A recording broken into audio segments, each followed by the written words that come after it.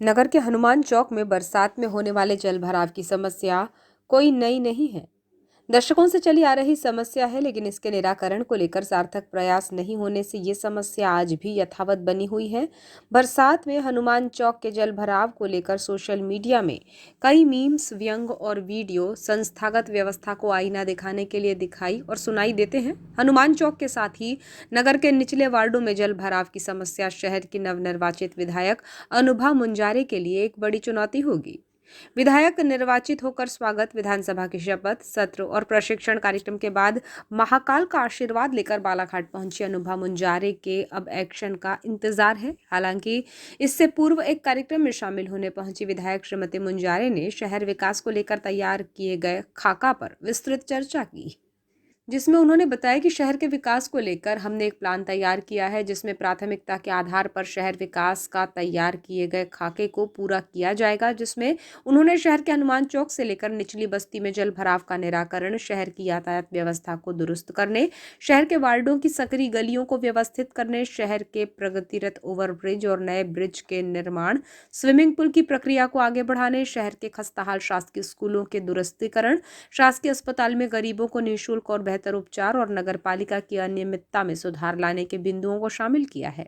उन्होंने कहा कि शहर को साफ, स्वच्छ और सुंदर बनाने की जितनी जिम्मेदारी नगर पालिका की है, उतनी ही जिम्मेदारी मेरी भी है।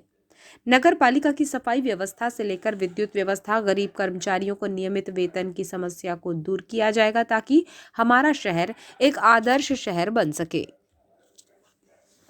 तो बालाघाट विधानसभा क्षेत्र की सम्मानीय जनता का बहुत बड़ा योगदान है मुझे इस चुनाव में विजयश्री दिलाने में, और आज बालाघाट विधानसभा क्षेत्र की जनता के आशीर्वाद से मैं विधानसभा में पहुंच पाई हूं।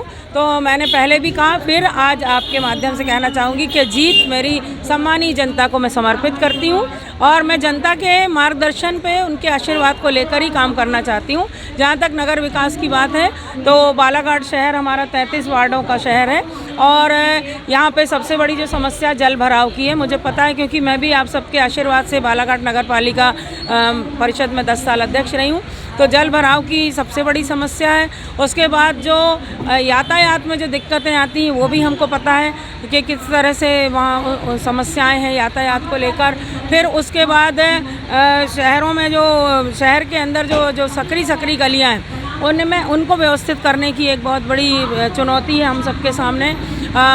फ्लाईओवर जो अभी एक बन रहा है, बाकी और फ्लाईओवर भी बनने का है, उनकी भी तैयारियों को मुझे जायज़ा लेना और काम शुरू करवाना है आने वाले समय में। स्विमिंग पूल निर्माण की अभी मैं देखना है मुझे कि क्या प्रक्रिया कहाँ तक पहुँची है। उसको अगर कुछ भी नहीं हुआ होगा तो जीरो से हमें शुरू करना है, और अगर कुछ हुआ होगा तो फिर हम उसको आगे बढ़ाने की दिशा में तेज़ी से काम करेंगे। जिससे भी हमारे सरकारी स्कूल हैं, इनकी हालत ख़राब है।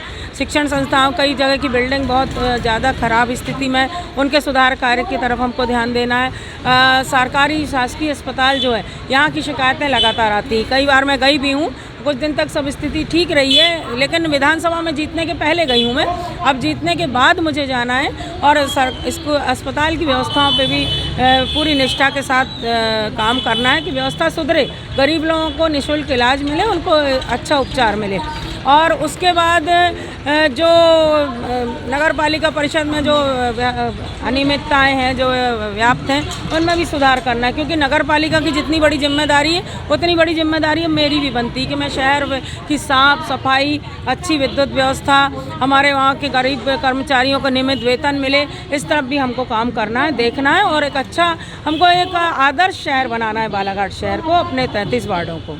आपने पूरा प्रोजेक्ट तैयार किया, लेकिन एक्शन में अनुभा जी नजर नहीं आ रही है। नहीं, अभी आपको पता है चुनाव हुआ, उसके 3-4 दिन तक तो विजय जुलूस चलते रहे हमारे, और उसके बाद ही फिर तत्काल हमको भोपाल बुलावा हुआ, भोपाल जाना पड़ गया। फिर भोपाल से मैं आई, फिर दूसरे 2 दिन बाद फिर हमको विधानसभा के सत्र की सूचना मिली कि सत्र में हमको शपथ लेना ज़रूरी था, और विधानसभा का 4 दिवसीय सत्र था 18 से 21 तक, और फिर 23 और 24 2 दिन तक नए विधायकों का प्रशिक्षण कार्यक्रम था। मैंने उसमें भी शामिल हुई और मैंने बालाघाट के संबंध में वहाँ पे वरिष्ठ नेताओं को अवगत भी कराई कि यहाँ पे हमको क्या क्या करना है, कार्य योजना जो हमने बनाई है उस पर चर्चा हुई। उसके बाद में अभी 2 दिन पहले ही भोपाल से लौटी हूँ और लगातार मेरा कार्य चालू है।